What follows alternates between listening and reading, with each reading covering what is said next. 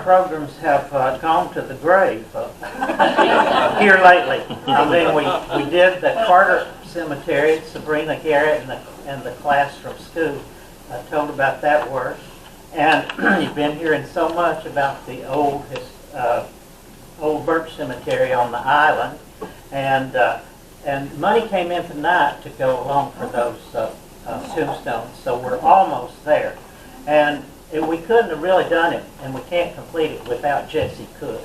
Some of you may know Jesse. He's bashful. He doesn't come to meetings, but he does a lot of work behind the scenes and furnishes his boat and manpower.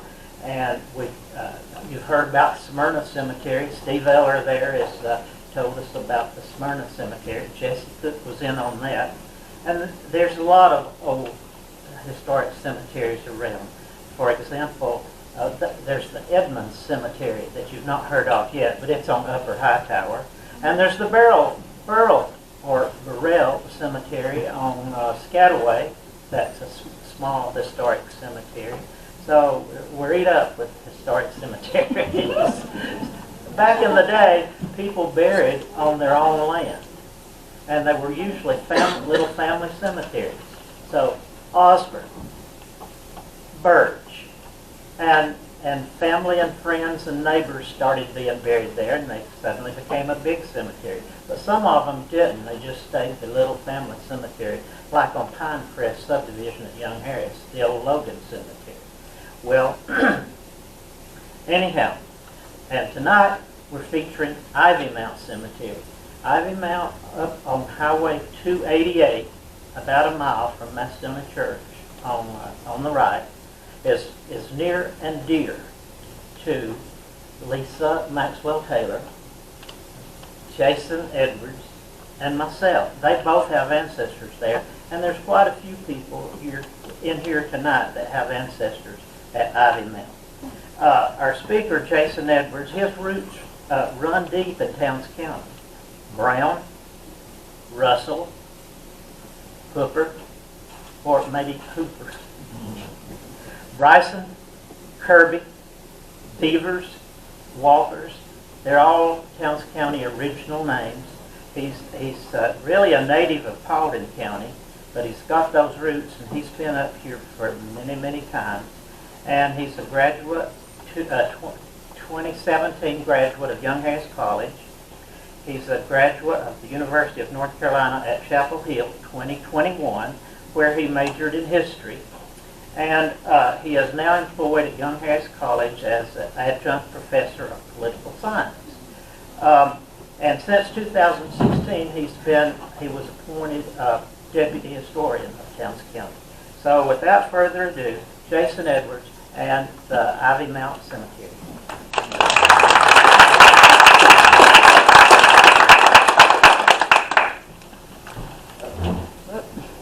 Let's have that one off too, I think. Doesn't bother checking the clip. Let's just turn it on. You need that? You turn them back off, I think. I think I can read some of that. Pretty good, anyway.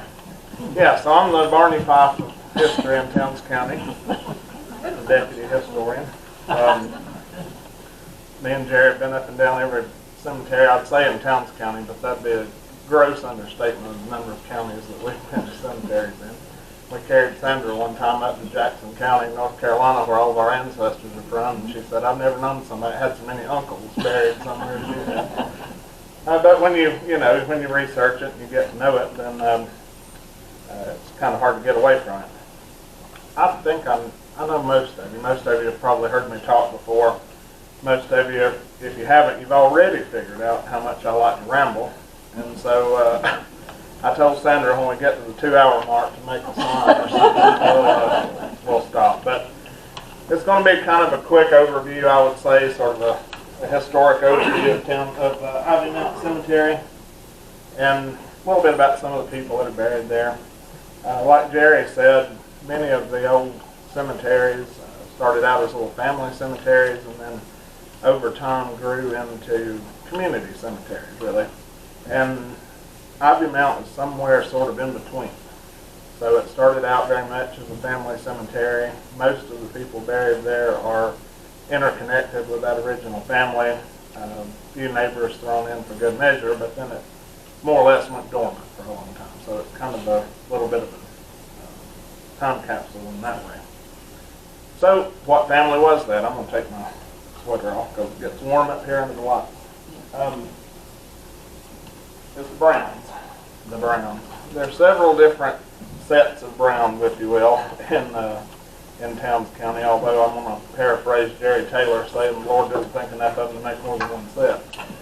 Not just the Browns. He'll say that about any of them. But this particularly would be what you might consider the Browns that live closer into town. The Macedonia, Greater Metropolitan Macedonia Community Browns.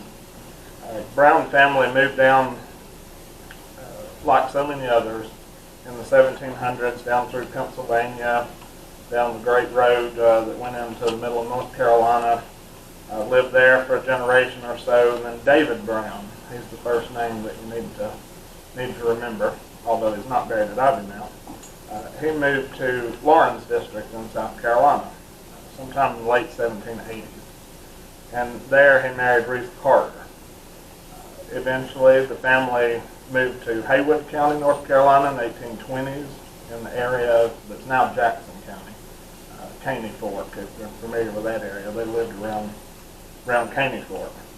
Well, in the fall of 1837, most of the extended family, so Ruth Carter and David Brown and their children, picked up and moved to what was then Union County, Georgia. This area had been opened up to white settlement in 1832, and so they moved here in the fall of 1837 in mass, and settled in that area primarily around Fodder Creek, sort of this end of Fodder Creek and around Macedonia, a lot of the area that might be under the lake now, but that sort of area. So in 1838, so that next year, Henry Brown, who was one of the sons of Ruth Carter and David Brown, he purchased land lot 157 in the first district and first section. That was 160 acres. He purchased that for $800. A little bit,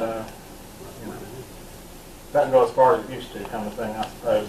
Not a fantastic map here, but you can see land lot 157 in the middle, the Hiwassee River as it sort of meandered down, and the different creeks coming in from different directions and what have you. He built a house there for his family. He had married Mary Hooper a few years before. They had all of their children. They ended up having 7 children. They'd had 6 before they moved here to what's now Towns County.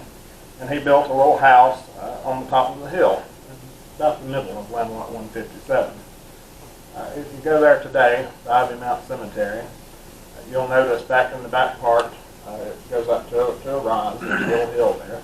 That's where the Henry Brown house is located. You can still poke around up there and find rocks in the chimney and cut nails and that sort of thing. There's a little bit of evidence left, but not a whole lot. It seems to have been a house with a chimney at either end, and sat there. Would have looked out over the Hiwassee River at the time. Of course, now it's the lake. He was commissioned a captain in the Georgia militia for the 833rd District, Georgia militia, during the Cherokee removal in 1838. He was a fairly young man. He was about 40 at the time. But he, unfortunately, did not live that much longer. He died November the 14th, 1845. So today is November the 14th. So it was exactly 177 years ago today that Henry Brown died there at his house. And his parents are believed to be buried over at the old original Macedonia Cemetery, which we'll have to do programs about all these other cemeteries some other time. But for whatever reason, Henry Brown requested that he be buried next to his pasture fence. So you're at the cemetery there. If you're looking, see that tallest marker in the back? Just beyond that's where the house sat. So presumably the pasture fence ran somewhere through the foreground here. His family honored his wishes, and he was buried there probably on the 15th. Usually they didn't keep people out unless they had a good reason to back then. And what you can see in the pictures here, and I realize it's very difficult to see over on the left, it's hard to read that marker even when you're there sometimes. You have to get it when the light's just right. But that's his original marker from 1845. It's a hand-carved stone. And then in the modern era, all of us descendants and the work that Jerry has done beating the bushes of kinfolks that have never heard of Towns County getting money for paying for Ivy Mount to fix that stuff. We were put this marker next to the old marker. On the other side says wife, and we'll talk a little bit more about her in a little bit. So what I'm building up here really, this early history. You've got Henry Brown, moves here with his family, buys this land lot. He's buried there in 1845. There's a few other people. His brother dies in 1848. He's buried near to him, just out of view here. A couple of others. But the next notable event in this piece of property happens in 1857. That's when, oh, I'm sorry, I skipped one here. So this is the epitaph there on Henry Brown, the modern marker that we put there. So hark from the tombs a doleful sound, my ears attend the cry, you living men come view the ground where you must shortly lie. That's a common sort of motif you see on the tombstones at the time. This exact quote comes from a song, Isaac Watts song that was sung at Washington's funeral. It's very famous. Okay, then we can go to the next one. So in 1857, this group was formed called the Ivy Mount Mining Company. They purchased that 160 acres from the heirs of Henry Brown in 1857 for $6,100. He had paid $800 for it a few years before. It was, sometimes you'd be happy to get $1 an acre at the time here, so $6,100 is quite a tremendous amount of money to have gotten from the Ivy Mount Mining Company. Now they were sort of an interesting group. I'm not going to dig down too deep in it, but a couple of the key players were these brothers, Dr. George Ketchum and Colonel Charles Ketchum. They were primarily located out of Mobile, Alabama, but they did have connections with Clarksville, Georgia, and they mined copper briefly in the late 1850s and early 1860s there. The old mine shafts are across the highway, across Sunnyside from the cemetery on the back of the hill there. And then they were down on the side of the hill that led down to the river, which is now under the lake. And so there have been times when it's washed in there too. And you could see where the mine shafts were. Some of the interesting people, local people that were attached in with the Ivy Mount Mining Company were John Trevina. He was a Methodist preacher from England who moved here and worked at the Ivy Mount Mining Company. He was a mining engineer, I guess would be the term you'd use. And then John W. Holmes here, who has descendants still in Towns County. He was sort of the Ketchum's local man. You know, he was the local guy, the guy that ran the operations there at Ivy Mount. So I bring all of that up in my notes here. I made the note of chicken and the egg. And what I mean there is trying to figure out if the name Ivy Mount comes from the mining company or if the name Ivy Mount already existed and the mining company took that name. We really don't know. That is called the Ivy Mount there. Very possible if that predated the mining company, but at any rate, the mining company that existed in the 1850s and 60s is called the Ivy Mount Mining Company. Now, they did not fare very well during the Civil War. Ultimately, essentially went bankrupt. The land there, the 160 acres, was sold to William Ross McConnell. He's the McConnell from town, lived here in town. He bought it for $400. So that gives you some idea of how much money the mining company did not make in this endeavor. Eventually, it passed through some other hands. William Ross McConnell, he owned thousands of acres in Towns County, so I doubt that he did anything much there at all. But eventually, it was purchased by the Virgil McNabb family, and he made a deed in the 1910s setting aside an acre there for Ivy Mound. And that's the first sort of real official idea of Ivy Mound is having confined boundaries there. There are a few fence posts that are still there from this time. I find that quite interesting because we're talking about 112 years, give or take. But there are still some old locust fence posts there from when McNabb drew out the boundaries of the cemetery. So let's talk then a little bit about the people of Ivy Mound.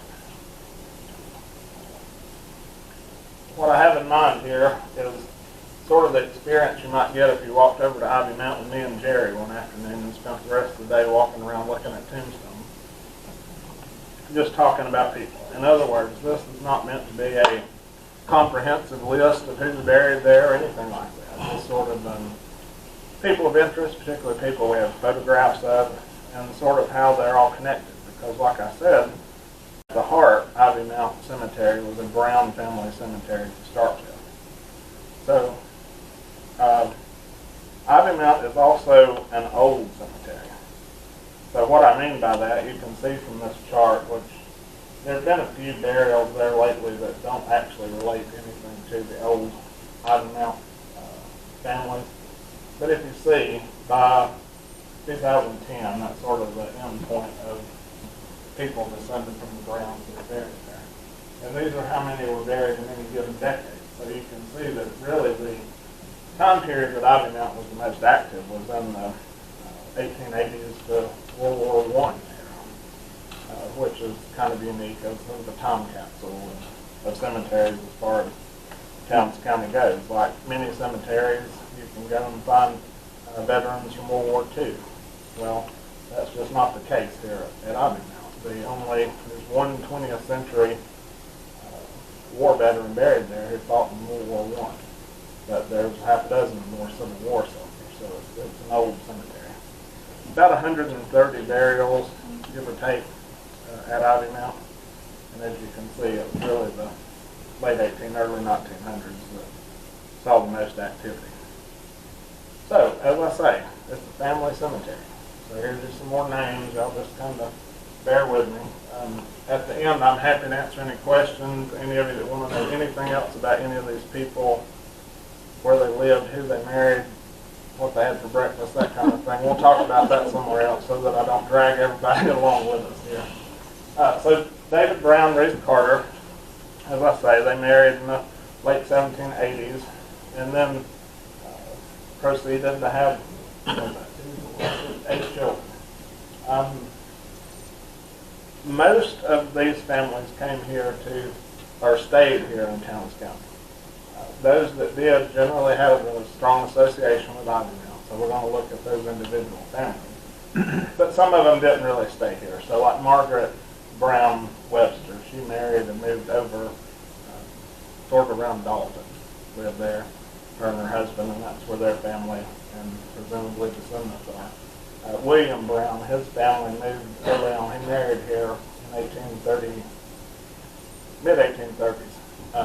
He was actually the very first of the family that came here to what's now Towns County. Married Elizabeth Inslee. They had left this area by the Civil War and were living over in Fannin County. Later on, they ended up in Dent County, Missouri. And then Joel Brown, who we'll look at a little bit more in depth in a minute, but his wife and younger children, they all ended up in Texas, in Round Rock, Texas. But for the most part, the children stayed here in Towns County, and quite a few of them have really, really strong ties to Ivy Mountain Cemetery. So we'll look at them sort of in order here. John Brown, then, he married a woman named Rachel. Well, that's a beautiful picture there, I have to say. Not sure why that's sideways, but you can use your imagination here to see what the tombstone looks like. So John and Rachel Brown, they married probably down in Lawrence District, South Carolina. They had several children in South Carolina before they moved up to Caney Fort. She belonged to Colowee Baptist Church there in Jackson County now. They moved here with the family in the 1830s, but they didn't stay long at that time. They left, moved a little bit west. He ended up dying somewhere around Copper Hill, Tennessee in the 1850s. And then later on, two of her sons Romulus Brown, who my Uncle Ross referred to as Uncle Romalis, but Romulus was his name, and Harmon. That was their two sons that came back to this area in Towns County and brought the aged mother with them. So you can see there from her tombstone that she lived till 1872. So she was a daughter-in-law to the old original David and Ruth. Now that Romulus that I mentioned, he did move back to Towns County. He stayed here. He married a Corn, another good local name. Eventually moving down in and around sort of Banks County, Jackson County, that area. But he had two children that died while they lived here in Towns County. Leander, a son who died in 1856, and then a daughter, Hannah, who married a Manny, and she died in 1858. They're both buried there in Ivy Mountain. Now that other son, Harmon, he married Sarah Cloninger. They had 12 children. I'm not going to attack you with all of those. Only half. Only half. So 6 of their 12 children are actually buried there at Ivy Mountain. You can get to the next, and we'll cross our fingers each one as we go back one to Harmon. Okay. So that's Harmon Brown there. He and his wife Sarah are both buried there at Ivy Mountain, sort of in the middle. And one interesting thing about Ivy Mountain, even though it is, of course, a extended family cemetery, there's still little sections within that. So, like, you can go there where Harmon Brown and his wife are buried and see his mother's down at the end of the road and children that are buried in between, that sort of thing. So those 6 that are buried there then at Ivy Mountain, the oldest son was Jacob Washington Brown. He was born in 1843, died in 1862. Now early on in the he never married, and early on in the Civil War, he went off to North Carolina, enlisted in the Company G of the 25th North Carolina Infantry, but he was discharged by the order of the Colonel. The reason given being that he was non-compos mentis. So he was sent home as being not mentally competent to serve in the Army. Slightly later, I suppose you might say they got a little less picky. He enlisted in Company E of the 52nd Georgia Infantry. But he died at home and was buried there at Ivy Mountain. His next brother then, George Elisha Brown, he was born in 1845. He married a lady named Mary Ann Catherine Woodring. We'll hear much more about the Woodrings here in a minute. Now he, unlike his brother Jacob Washington and another one of the older children that's not buried at Ivy Mountain, he fought for the United States during the Civil War. He and other people in the area left Barter Creek, went up to Tennessee, joined Company L of the 12th Tennessee Cavalry. That served several of these guys well in later days as they were able to draw U.S. pensions. And their pension information is a wealth of family documentation, great stuff for those of us that dig into it. Now, of their children, of George Elisha Brown and Mary Ann Woodring's children, they have 2 buried there at Ivy Mountain, an infant that died in 1871, and then Arthur Brown. Now, Arthur never married, lived there at the home place on Barter Creek, and he was sort of a kindred spirit with those of us who love Ivy Mountain. He apparently cared passionately about keeping up the graves at Ivy Mountain. Was known to go up there on the day that it would be dreary and unable to do the farm work. He could go up to the Ivy Mountain Cemetery and do work there. So we certainly honor Arthur Brown and proud that his grave had been unmarked since 1966. He was born in 1873. And part of the work that we did and the donations that came in, we were able to get him a tombstone, a tombstone. And we're very, very proud of it. I see somebody back there that might have had something to do with that, actually. Yes, there you are. And so we were certainly pleased to do that. We found his home. Yeah, that's right. I forgot about that. So in the course of digging up there, we found what we think one of his hose that he would use, the head off of one of the little hose, the kind that slipped down on the handle. We got Arthur's gun. Oh, yeah. Uh-huh. I hope he didn't eat it at the cemetery. Oh, it's a neat thing. It's a really neat thing. Wonderful. Got two Wonderful. fingers. That's amazing.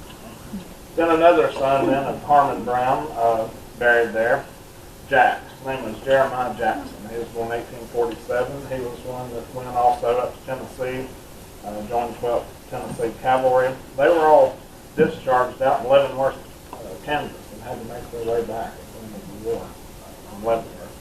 But he was married twice. Both of his wives are buried there. Sarah Kimball was his first wife. She died in 1890, and then he married Mary Amanda England. And this is a picture of her. She lived till 1934. Now they have, where they're buried, like I said, you can see how the families are laid out. He's buried there between his wives, and there's children all down through there that they lost. Some that lived some amount of time. Among those children that are buried there at Ivy Mount are daughter Emma. She was born in 1880 and died in 1956. She's another that, like Lisa Taylor is, she had a funeral home marker for all those years, and now we're proud to say she has a proper stone. And then from the second marriage, she had a son, Richard Brown, died in 1964. These are some of the later people to even be buried there, but you see how they're still connected back into that family. Fourth child of Harmon Brown to be buried there at Ivy Mount, William Clayton Brown. Now, he married twice. His first wife was Amy Rebecca Roberson. She died in 1886, and she's buried there at Ivy Mount. At the time, so started in 1867, so 1860s, 70s, 80s, there was a little church on Potter Creek that was a Primitive Baptist church. They did have a Primitive Baptist Association, which that church belonged to. And when she died, she had a little obituary, and I want to read that to you, just because it's the sort of thing that gives kind of color and meaning to the lives that these people lived. So, it says, Potter's Creek, Sister Rebecca Brown, born May the 11th, 1849, departed October 1st, 1886, aged 37 years, 5 months, and 20 days. Lived an orderly member of the Baptist Church 23 years.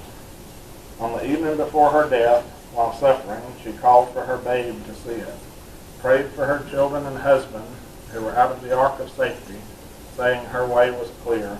She was going to die. She left a husband, children, and many friends to mourn her absence. So this is a good example of some of the research that me and Jerry have done. We went down to Macon, down at Mercer University, and found the associational minutes. Able to find out some of this information. We knew where she was buried, but we didn't know necessarily the date. So that gave us her birthday, definitely. Doug and Charles. Yeah, that's the ancestors of Doug and Charles Nicholson. Then another fifth child of Harmon Brown and Sarah Cloning are buried there. Is James Lafayette Brown, Faith Brown. He was married twice. Both his wives were buried there with him. Mary Elizabeth Kirby and Willie Roach. And it's his son, Waitsel Brown, that I mentioned as the only World War I veteran buried there at Ivy Mount. He spent most of his life in the old soldiers' home in Augusta. But when he died in the 60s, he was brought back up here to Ivy Mount and buried. And then Harmon Brown and Sarah have, I thought I had a picture, but I don't. They have one infant that was born in 1863 and died in 1862. It's also buried there. So now we're going back to David Brown and Ruth Carter, that old original couple. So their oldest daughter was Elizabeth. Now she married in 1830 up in Haywood County. She married Daniel Woodring. Daniel Woodring Sr. as it was. He had been married before. His first wife's name was Catherine Eisenhower. He had 6 children by her. They were all mostly small at the time. Maybe 15, I'd say, was about the oldest one. And so Elizabeth became a stepmother to them. And then she and Daniel Woodring went on and had three children then between them. Of all those children, 3 from that first set are buried there at Ivy Mount. and then one from the second set. The others moved generally down around Pickens County, Georgia, Gilmer County, down in that way. So one of the Woodrings that's buried there, the older children, was John Woodring. He married Evelyn Westmoreland. He was born 1816, she was born 1820. During the Civil War, he was fairly old, but he was in a fairly old relatively, let me say that. He was in a group, it was called Wiley's Company, and they were also known as the Male Scouts. They were mostly guys in their 50s, 60s, and early 70s, and I would love to have a video of that. It's been a fly on the wall of them getting together to defend Towns County. But they have two children buried there at Ivy Mount. One we've seen before was Mary Ann Woodring that married George Elisha Brown.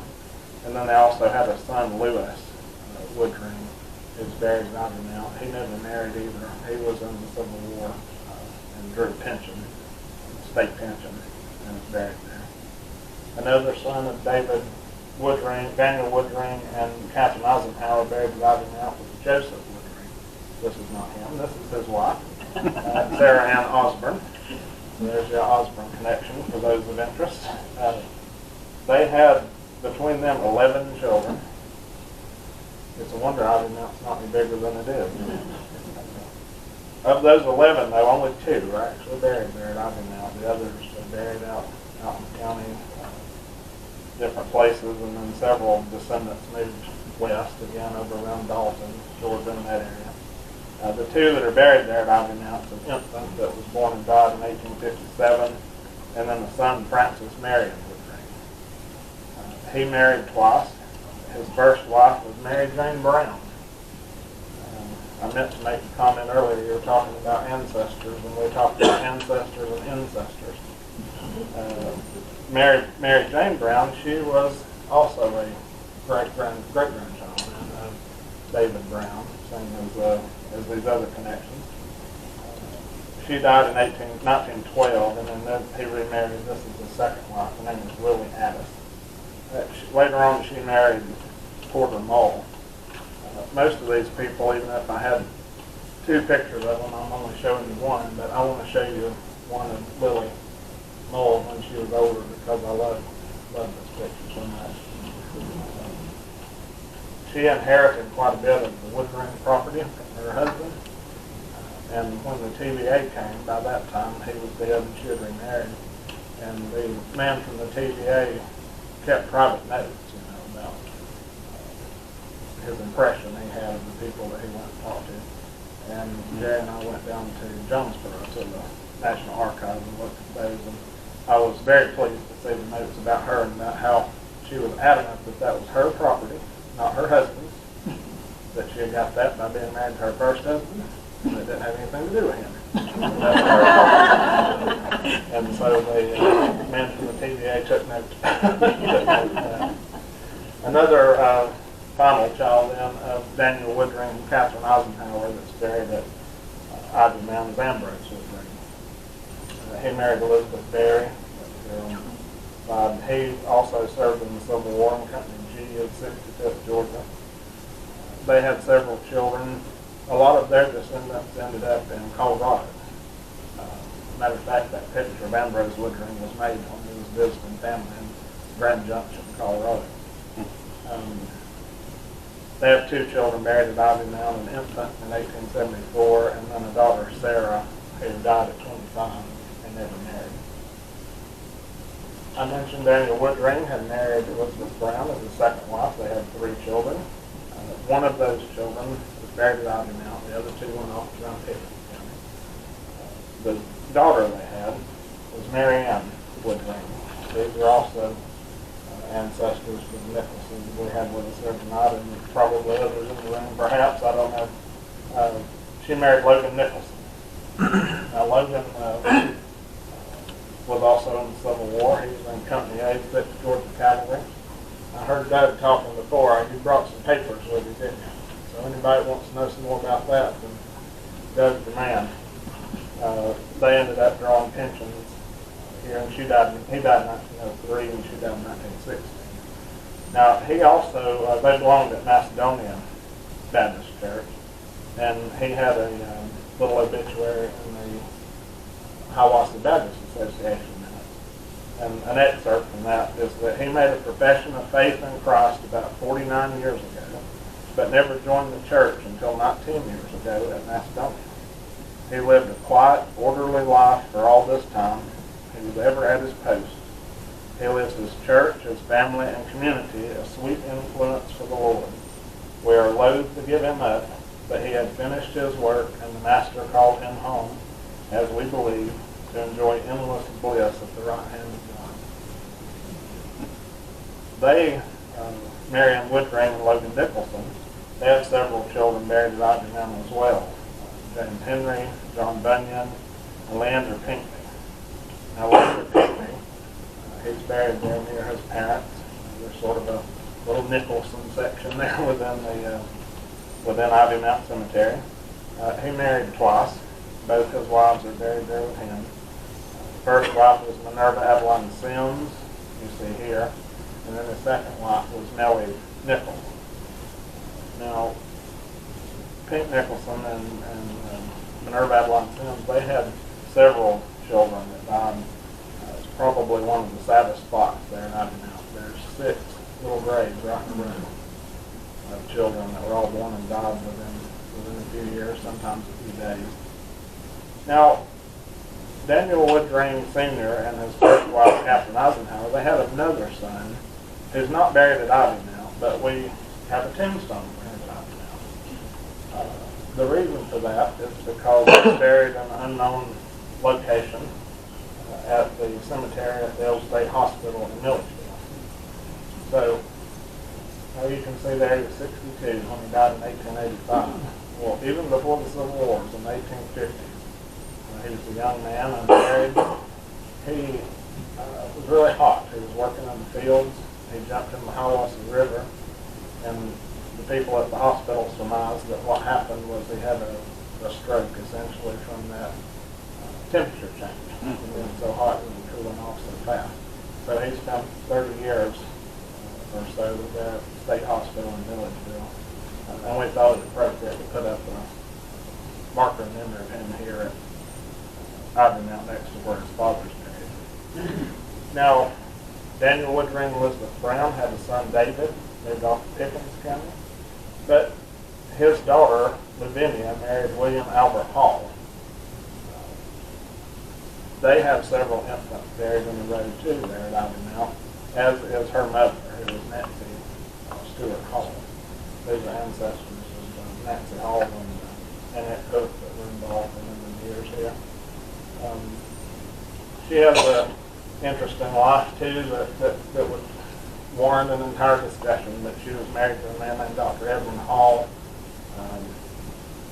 I'll advisedly use the word that they more or less divorced.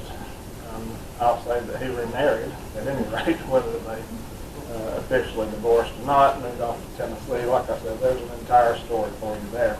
But Nancy Stewart Hall is buried there at Ivy Mount, as are several of her infant grandchildren.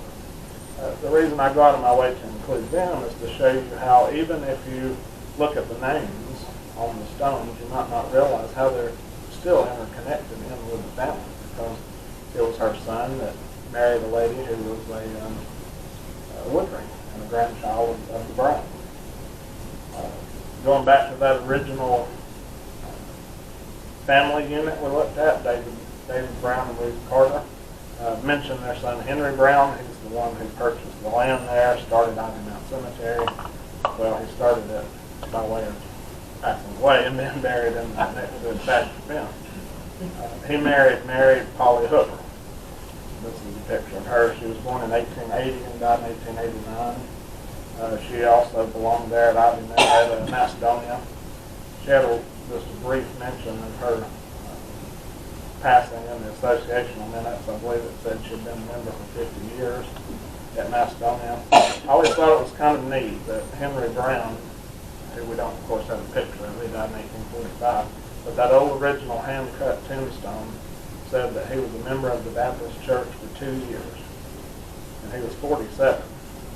And so I thought there's got to be a story there too, why they went out of their way to say that he had been a member for 2 years. But at any rate, she had 10 children. She and her husband had 8 children. She and somebody else's husband had 2 children.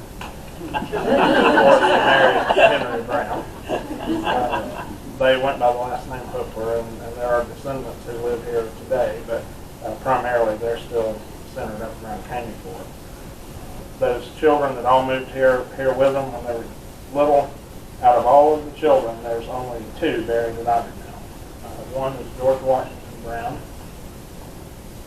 He lived at the very end of Fodder Creek before it starts to turn and go around Lock Knob there. He had a sawmill business. He's the grandfather of Ross Brown, if you're familiar with him. This is my line and how I come down. He, again, I use the phrase more or less. He more or less served in the Civil War. Got as close to home as living in Tennessee and decided that was close enough to go back to Fodder Creek where he spent the rest of the war. He married twice. His first wife was his first cousin, Rosetta Adeline Brown. She died in 1861. And then he married secondly to Amanda Jane Russell. She was born in 1830 and died in 1904. Her family lived around the sort of Woods Grove community where they lived actually up under the lake. She had a little brief obituary in the Hiawassee Association, and they belonged to Macedonia, but when Enoda Church was started, she was one of the charter members there at Enoda. So in her obituary it says, she obtained religion in early life, joined the Baptist Church, and has ever let her light shine to those around her. We all miss her at Enoda Church, but our loss is her eternal gain. Let us be ready when the message shall come for us. She was 73 years old. Her old original tombstone, you know how they have a little epitaph, little thing. Very oftentimes that was done by a salesman. Come around, bring the book, you pick out which one you like, the shape and whatever. And she was 73, and hers is that somewhat common one you'll see about a rose, a bud plucked too soon to bloom in heaven. That she was 73. So, 73-year-old bud. Then another child of Henry Brown and Mary Hooper buried there at Ivytown was David Lafayette Brown. Of course, you see a lot of these names repeated over and over again. David Lafayette. He was in company, he of 52nd Georgia Infantry. He died in 1873. His tombstone's one of the older. The rock it's made out of, the picture doesn't do it justice, but it's the green rock that they pulled out when they were mining there, when they were doing the copper mining. And you can see that they've been sawn with salt, some kind of stone salt. It's very interesting just to look at the structure of the stone itself. His wife and infant are buried there as well. His wife later on was the, I'm going to say, 4th wife, Martin England. I think it was 4th wife. Charlotte Grist was her name. She was from Raven County, but she was buried there at Ivytown with a contemporary tombstone as Brown. So you do wonder if there's some story there as well as to why she didn't end up with the Englands. But anyway, going back to David Brown and Ruth Carter, they had a daughter, Mary Ann Brown. Again, Mary Ann name runs rampant through this family. She was born in 1800 and died in 1880. I apologize. She does have a marker, but I apologize for not having a picture of it there. She married Elihu Rogers. Elihu C. Rogers. Now, he's another one of these. He was born in 1797. But he was in this group of old guys that formed up here in the Civil War and Male Scout. He would have been mid-60s at that point. They had 11 children. So Christmas must have been something. Of those 11 children, there are 3 who are buried there at Ivytown. The 3 that are buried there are daughter Ruth, daughter Mary Caroline that married McClure, married Lucius Calvin McClure, and then a daughter Camilla Ann. She she had some sort of, it's difficult to really determine from looking back at the records at this point, that she had some sort of either mental or physical handicap. She was reported on the 1880, it was a special census that was taken for defective and delinquent classes. So she was determined to be defective in some way. But their oldest daughter, Ruth, was buried there. And she married Tillman Begg. We have a descendant here, of course, from them. He was not a particularly nice guy. They ended up separating. Then this is her daughter, Teresa, at the time, Tiny Beck, who married John Franklin Sims. And then her daughter, Lassie Sims, that married Vic Burge. And so I include these three pictures here because this is exactly how they buried at Ivy. It's kind of an interesting, not necessarily, it's just an unusual arrangement. So you have Hugh Rogers and his wife, and then you have three generations of women buried consecutively there beside them. Because she and her husband did not, Tiny's husband remarried, he's not buried there, and then the same with Lassie. So you have the three in a row. The only one that had a contemporary tombstone was Tiny, the one in the middle, and Lisa Taylor, buried on Angel of Ivy Mountain, was the one who got the ball rolling and got tombstones and purchased tombstones for Ruth and Lassie, and of course we're eternally grateful. Another child of Hugh Rogers and Marion Brown buried there is Mary Caroline McClure, and her husband Lucius Calvin McClure. He fought in the Civil War. His mother's also buried there, so that's another one of those cases where an in-law was brought into the fold and been buried in the family cemetery there. Back to David Brown and Ruth Carter. We only have two children left, so bear with me. Joel Brown, I've mentioned him already. He died in 1848, so he was one of the earliest people buried there as well. His wife and his younger children, they had 7 children altogether. 4 of those 7 are buried there at Ivy Mountain. But the younger children and they all moved to Red Rock, Texas, and lived out there and died. But her mother is buried here at Ivy Mountain, Sarah Lloyd. She's the oldest, now that we have marked her grave, she's the oldest born person in Towns County with a stone. So she was born in 1762. So she would have been old enough to remember perhaps the Revolutionary War. Lived until 1855 and was in such an advanced age she was mentioned in George White's Gazetteer of Georgia that listed instances of people who lived to an incredible old age, and this qualified for that, so she was mentioned in there. The 4 children to Ivy Mountain are Rosetta Adeline, that had married George Brown, first cousin, and then 3 sons, John, James, and Henry. Of those 3, Henry, he was in Company A of the 6th Georgia Cavalry, but he died before the company actually left, so he was buried there in Ivy Mountain as well. And then the youngest child of David Brown and Ruth Carter was Milton Brown, born 1815. Well, married Mary Connor. Most all of their family moved away, moved points west, Blue Ridge. Well, I'll say from Blue Ridge to California. How about that? Different points west of it.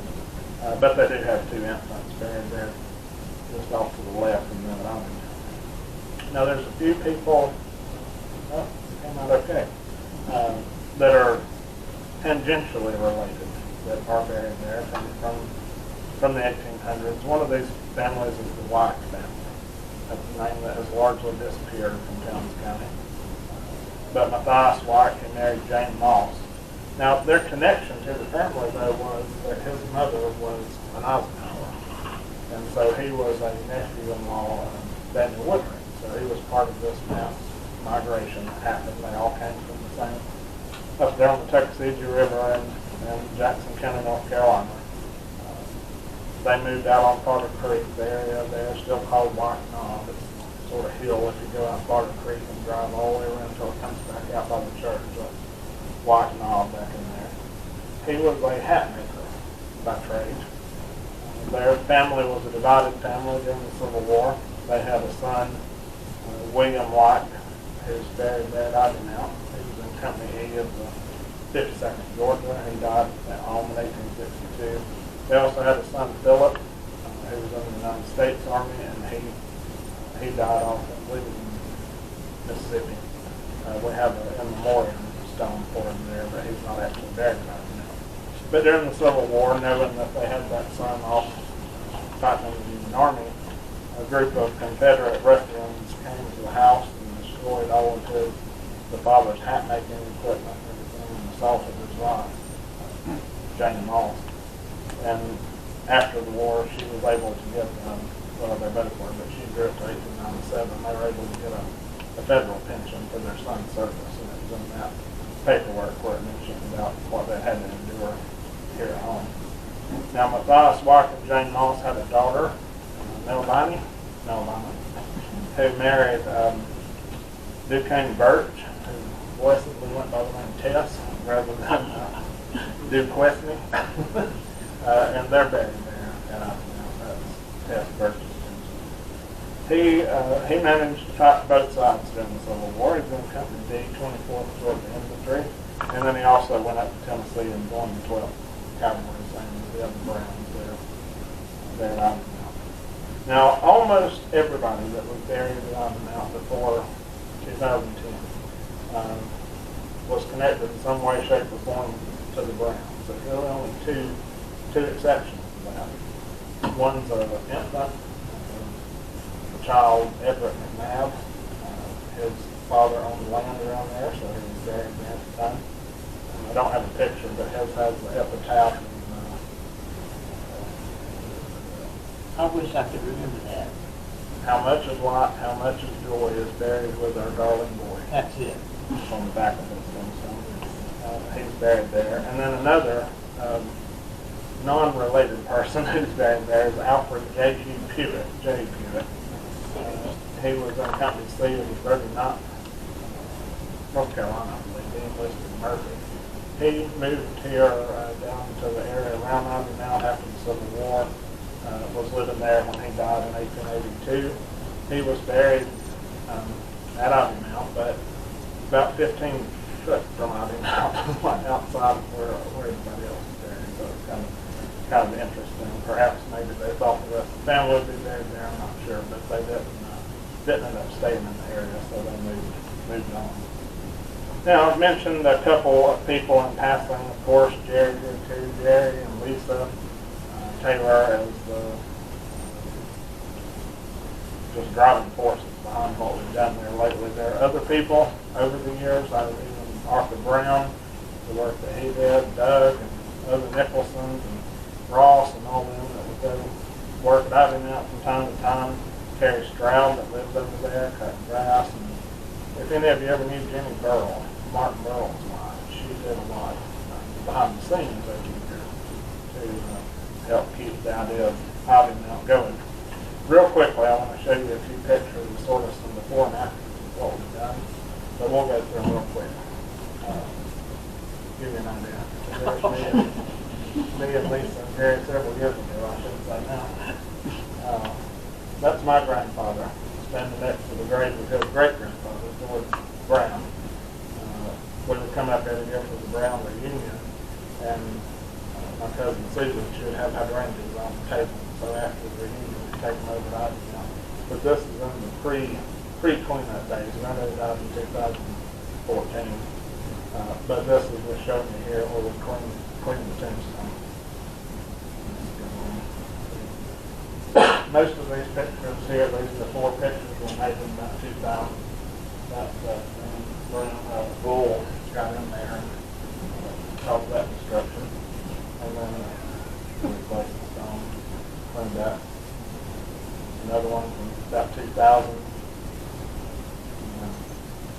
And more recent, a little bit of a dramatic improvement. Oh, that's that. How much of light, how much of joy is buried with a darling boy. Beautiful. So that's looking up the hill about 2000. And then more recent.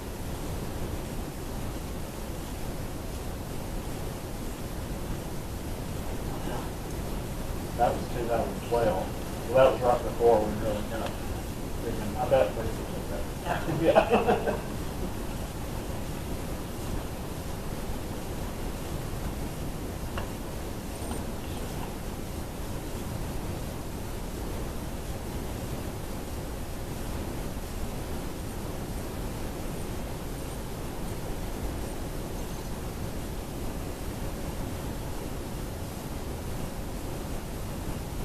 was that, all those, this is what I was talking about, come back, yeah. These are all children. All laid out in the road there in the middle section.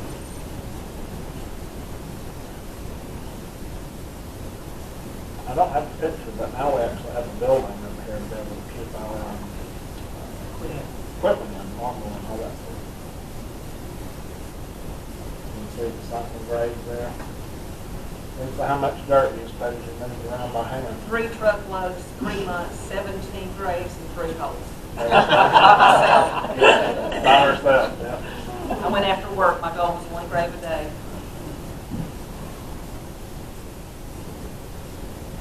Speed Hunter donated the dirt. Okay.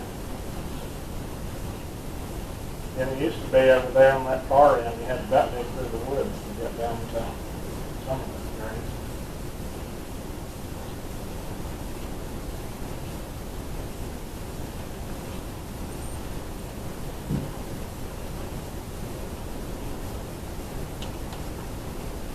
And Gibson's Tree Service Yeah. donated and cleared out the outer edges.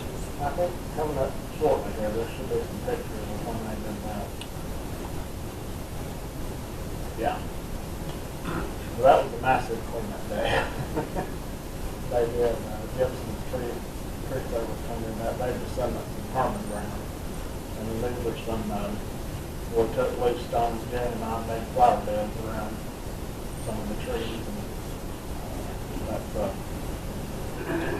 hard something, but while I was there, the wind was blowing us out. Over in this section, there's also huge patch of trilliums. You ever have to hit it at the right time. And these are some of the other descendants that have been over there. No, I'm not actually sure of this. This is Steve Wood, he's a descendant of Daniel Wood, and our own Jake there helping to straighten up, I think, Lowe's nipples. And Jerry Taylor, a workhorse, just out of view, and that would be one of the many brush pile fires. And then, of course, what it looks like today. Much improved. Thank you all very much.